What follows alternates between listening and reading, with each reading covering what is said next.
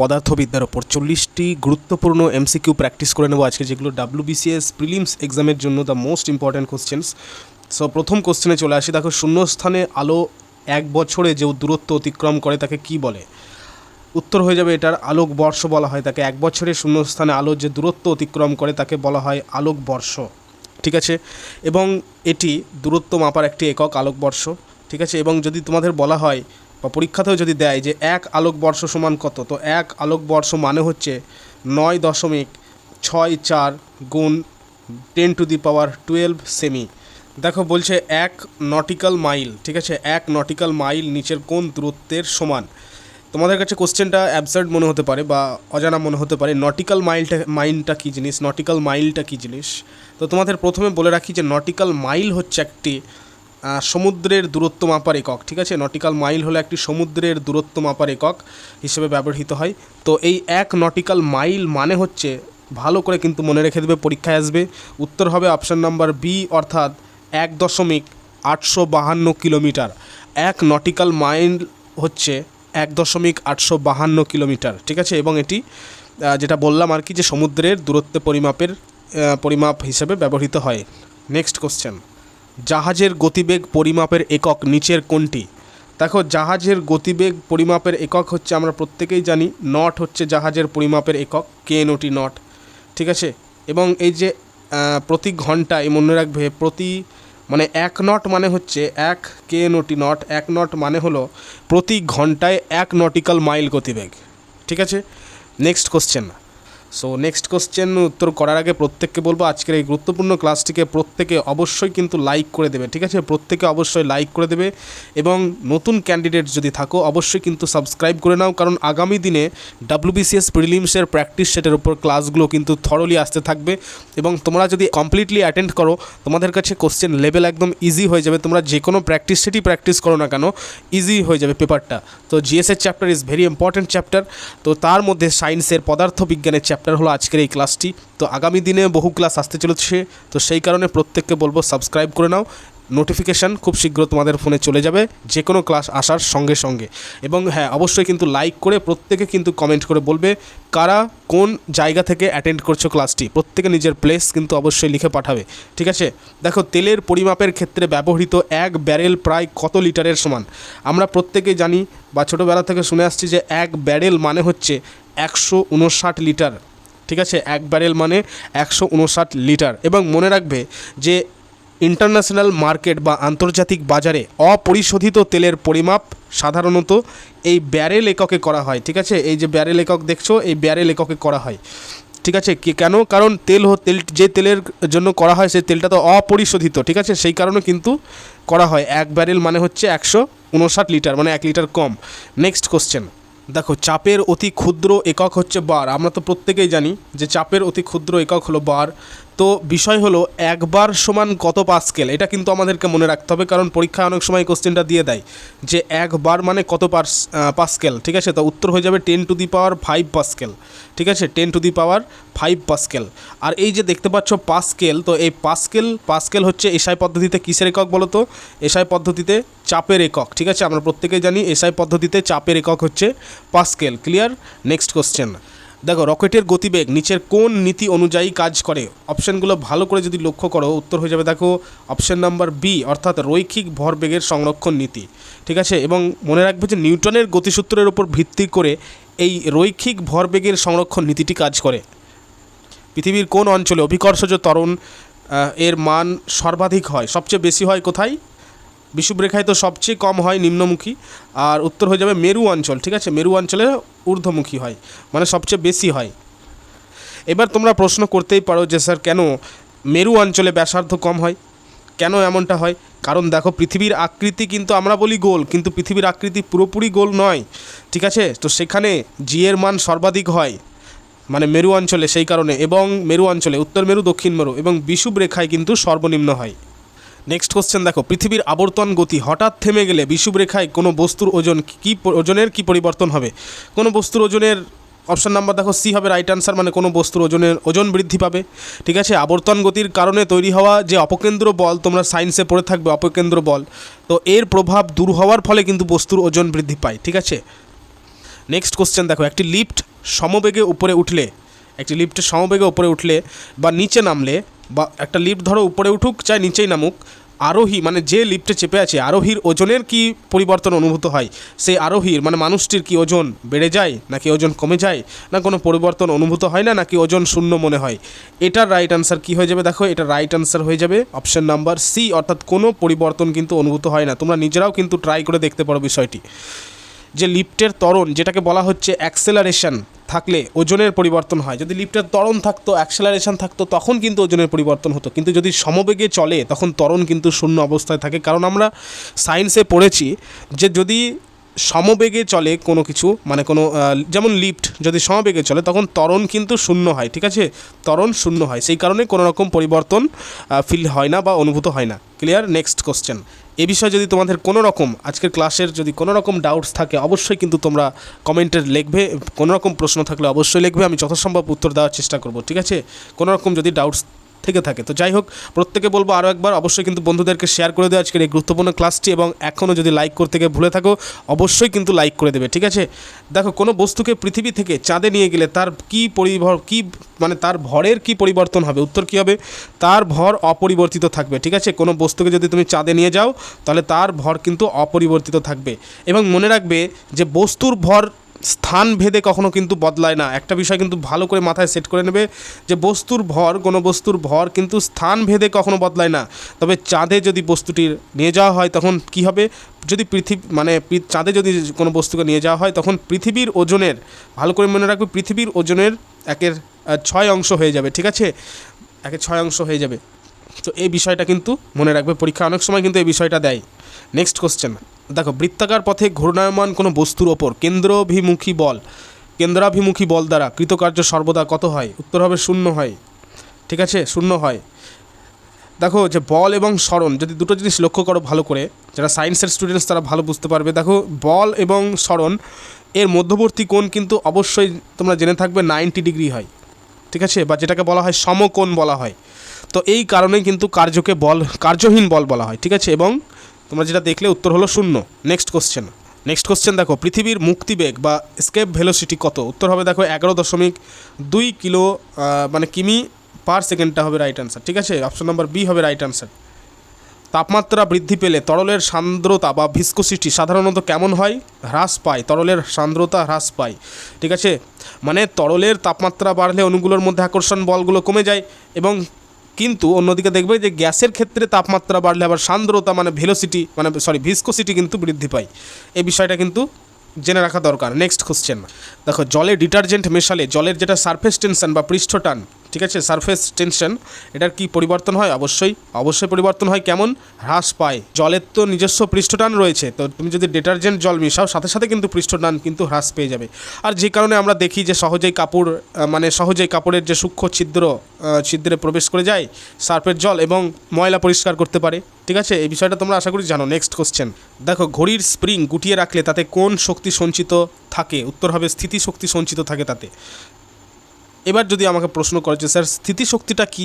দেখো, বস্তুর আকৃতি, ঠিক আছে, কোনো বস্তুর আকৃতি বা কোনো বস্তুর অবস্থানের পরিবর্তনের কারণে তার মধ্যে সঞ্চিত শক্তিই হচ্ছে স্থিতিশক্তি, ঠিক আছে। নেক্সট কোশ্চেন, কোনো বস্তুর বেগ যদি দ্বিগুণ করা হয়, ভালো করে মনে রাখবে, পরীক্ষায় প্রশ্নটা বহুবার রিপিট হয়, কারণ গতিশক্তির একটি সূত্র রয়েছে, আমি আগে তোমাদের লিখে দিই গতিশক্তির সূত্রটি, যে ই কে ইকুয়াল টু 1/2 mv², ঠিক আছে, mv²। তো এবার আমি বলি, মানে এটার মানে কি? তোমরা যদি বলো স্যার এটা কী লিখলেন, এটার মানে কি? এটার মানে হচ্ছে গতিশক্তি বেগের বর্গের সমানুপাতিক। গতিশক্তি হচ্ছে বেগের বর্গের সমানুপাতিক, ঠিক আছে, বেগের বর্গের সমানুপাতিক। তো যাই হোক, এটা নোট করে নিচ্ছ তোমরা আশা করি। তো এখানে দেখো কোশ্চেনটা, যে কোনো বস্তুর বেগ যদি দ্বিগুণ করা হয় তবে তার গতিশক্তি কী হবে? বর্গের সমানুপাতিক হবে, মানে 4 গুণ হয়ে যাবে। একদম সিম্পল আনসার, মানে সিম্পল কোশ্চেন। নেক্সট, এই কোশ্চেনটা কিন্তু ভেরি ইম্পর্টেন্ট কোশ্চেন এবং বহু পরীক্ষায় রিপিট হয়, যে হর্স পাওয়ার মানে এক অশ্ব ক্ষমতা সমান কত ওয়াট? উত্তর হবে 746 ওয়াট, ঠিক আছে, এক অশ্ব ক্ষমতা হলো, বা এইচপি যেটাকে বলা হয়, দেখবো অনেক সময় এইচপি বলে লেখা থাকবে হর্স পাওয়ারকে। তো এটার কত ওয়াটের সমান? 746 ওয়াটের সমান, ঠিক আছে। নেক্সট দেখো, ভেরি ইম্পর্টেন্ট, যে বিওটি, এটা কিন্তু অনেকে জানে না। বিওটি মানে হচ্ছে board of trade unit. Board of trade unit, ঠিক আছে। তো বৈদ্যুতিক শক্তি পরিমাপের যে বাণিজ্যিক একককে বলা হয় বিওটি। এটা কিন্তু নোট করে নেবে, একটু নোট ডাউন করে নেবে যে বৈদ্যুতিক শক্তির পরিমাপের বাণিজ্যিক একককে বলা হয় বিওটি।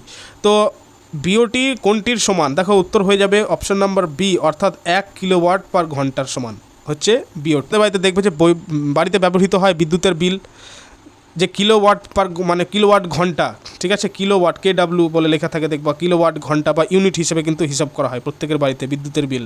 তো এই বিষয়টা কিন্তু মানে বিদ্যুৎ শক্তির পরিমাপের বাণিজ্যিক একক বিওটি হিসেবে কিন্তু ধরা হয়, এবং যেটা হচ্ছে 1 কিলোওয়াট ঘন্টায় ধরা হয়। নেক্সট ভেরি ইম্পর্ট্যান্ট কোশ্চেন, যে জলের আপেক্ষিক তাপ স্পেসিফিক হিট কেমন হওয়ার কারণে জলকে গরম বা ঠান্ডা করতে অনেক বেশি সময় লাগে? দেখো উত্তর হবে সবচেয়ে বেশি, ঠিক আছে। মানে জলের আপেক্ষিক তাপ বা স্পেসিফিক হিটটা সবচেয়ে বেশি হওয়ার কারণে জলকে গরম বা ঠান্ডা করতে অনেক সময় বেশি সময় লাগে। আর যে কারণে দেখবে যে এই গুণের জন্যই, মানে এই স্পেসিফিক হিটের কারণেই দেখবে যে গাড়ি বা ইঞ্জিনের রেডিয়েটারে দেখবে হিট হয়ে থাকে, গরম হতে মানে গরম হলে ঠান্ডা হতে দেরি হয়। তারপরে হচ্ছে সেক দেওয়ার কাজে ব্যবহৃত হয়, আমরা দেখবে গরম জল করে সেক দিয়ে অনেকক্ষণ গরমটা ধরে থাকতে পারে। তো এই আদর্শগুলো কিন্তু জলের আপেক্ষিক তাপ সবচেয়ে বেশি হয়। নেক্সট কোশ্চেন দেখো, 0 ডিগ্রি সি তাপমাত্রায় 1 গ্রাম বিশুদ্ধ বরফকে ওই তাপমাত্রার 1 গ্রাম বিশুদ্ধ জলে পরিণত করতে কত ক্যালোরি তাপের প্রয়োজন? 80 ক্যালোরি। 80 ক্যালোরি হবে উত্তর। দেখো এই 80 ক্যালোরি তাপ হচ্ছে বরফ গলনের একটা লিন তাপ বলা যেতে পারে, ঠিক আছে, লিন তাপ। তো যা তাপমাত্রা কি হয় না বাড়িয়ে শুধু অবস্থার পরিবর্তন করে ফেলে, এটা কিন্তু মনে রাখবে। 80 ক্যালোরি ভেরি ইম্পর্টেন্ট একটা মার্ক করে রাখবে একদম। নেক্সট দেখো, যে লেজার রশ্মি নিচের কোন বৈশিষ্ট্যযুক্ত আলোক উৎসক? Very important question. লেজার রশ্মি নিচের কোন বৈশিষ্ট্যযুক্ত আলোক উৎসক? লেজার রশ্মি প্রথমে বলছে একবর্ণী, সুসংগত, এটাও ঠিক। একবর্ণীয় তো ঠিক। অত্যন্ত উচ্চমানের সমান্তরাল, এটাও ঠিক। তার মানে উত্তর হয়ে যাবে উপরের সবকটি, ঠিক আছে, এগুলো সবই ঠিক বলেছে। দেখো লেজার রশ্মি অত্যন্ত তীব্র এবং এটি কোনো রকম শক্তি ক্ষয় ছাড়াই কিন্তু অনেক দূর যেতে পারে। তোমরা নিজেরাও দেখেছো ট্রাই করে লেজার লাইট দিয়ে। তো এই বিষয়টা কিন্তু এখানে বলা হয়েছে এবং সেটি কিন্তু সর্বদাই সমান্তরাল, ঠিক আছে। নেক্সট দেখো, বলা হচ্ছে জল একই সাথে কঠিন, তরল, গ্যাসীয় অবস্থায় থাকতে পারে, আমরা প্রত্যেকেই জানি। তো এমন একটি নির্দিষ্ট উষ্ণতা ও চাপকে জলের কি বলা হয়? এটাকে বলা হচ্ছে জলের ত্রৈধ বিন্দু। এবারকার WBCS প্রিলিমসে আসার জন্য কিন্তু খুবই ইম্পর্ট্যান্ট একটি কোশ্চেন, যে ত্রৈধ বিন্দু বা ট্রিপল পয়েন্ট বলা হয়, ঠিক আছে। কারণ জল একই সাথে 3টে কাজ কিন্তু কমপ্লিট করে দিতে পারে। একটা হচ্ছে কঠিনেও থাকতে পারে, কঠিন অবস্থায়, তরল অবস্থাতেও থাকতে পারে, আবার গ্যাসীয় অবস্থাতেও থাকতে পারে। এই কারণে তাকে বলা হয় ত্রৈধ বিন্দু বা ট্রিপল পয়েন্ট, ঠিক আছে। নেক্সট আচ্ছা আর একটা বিষয় তোমাদের বলে রাখি, যে পরীক্ষায় যদি কখনো দিয়ে দেয় যে কেলভিন স্কেলে, ঠিক আছে, কেলভিন স্কেলে জলের ত্রৈধ বিন্দুর মান কত, তখন কি উত্তর হবে? তখন দেখবে উত্তর অপশন থাকবে 273.16 কেলভিন। আশা করি তোমরা জানো বা তোমরা পড়েছো এই বিষয়টা, ঠিক আছে। 273.16 কেলভিন তখন উত্তর হয়।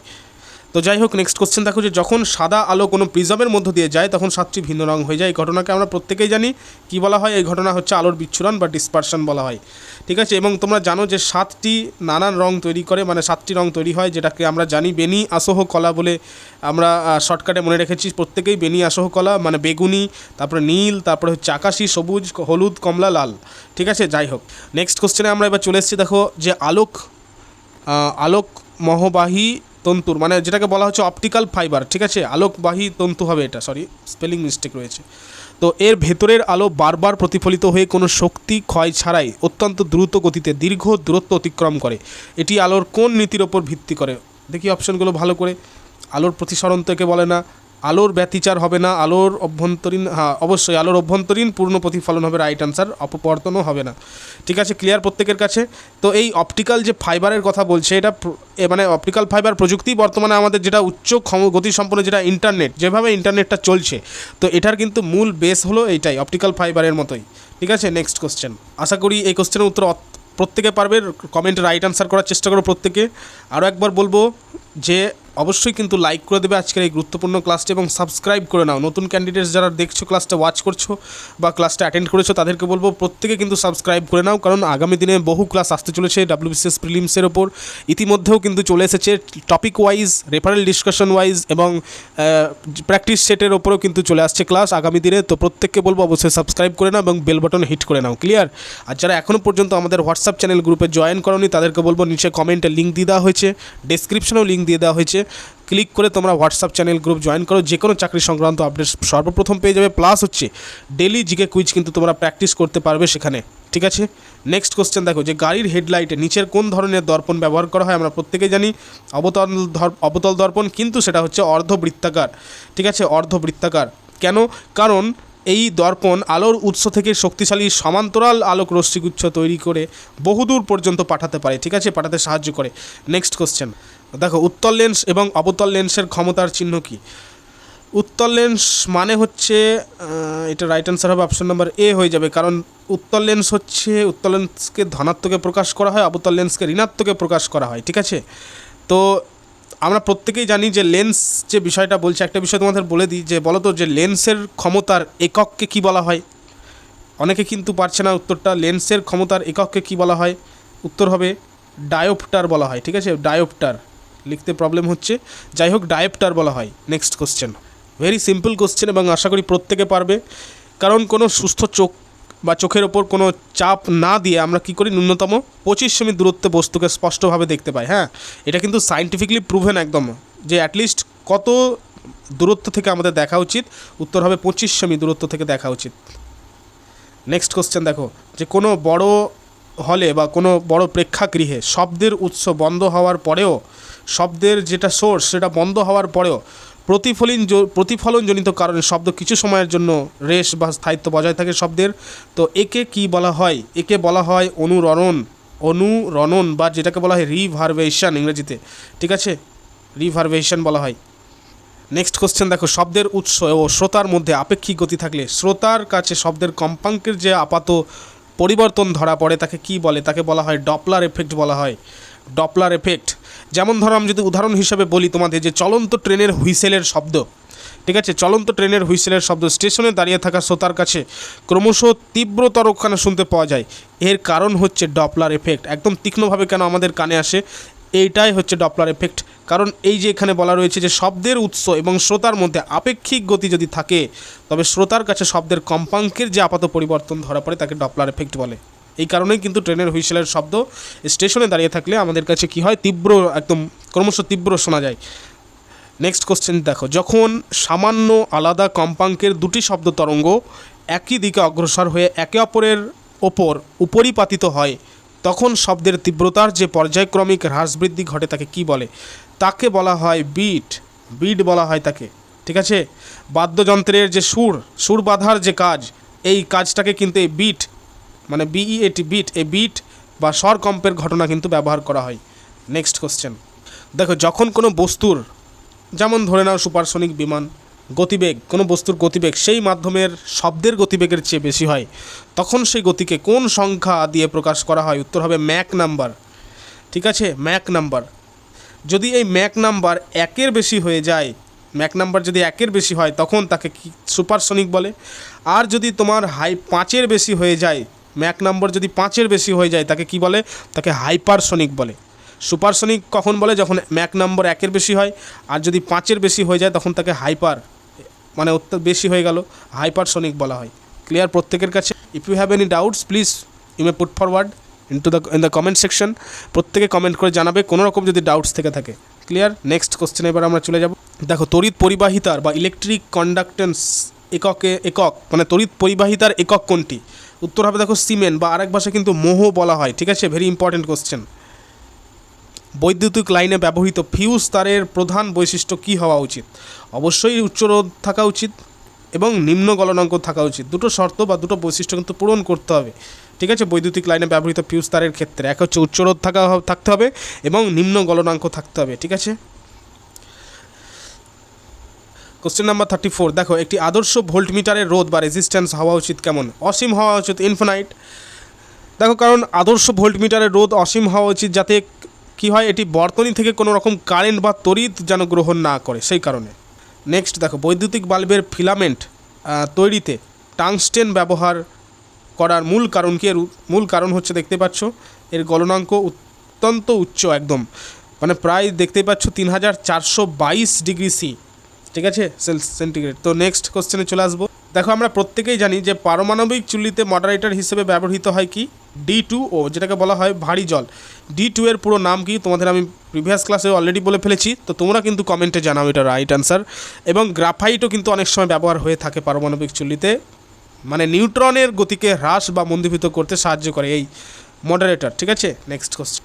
দেখো সূর্যের শক্তির প্রধান উৎস আমরা প্রত্যেকেই জানি, দুটো বিষয় আছে, একটা হচ্ছে নিউক্লিয়ার ফিশন আর একটা নিউক্লিয়ার ফিউশন। তো এটার রাইট অ্যান্সার কী হয়ে যাবে, নিউক্লিয় সংযোজন হচ্ছে সূর্য শক্তির প্রধান উৎস।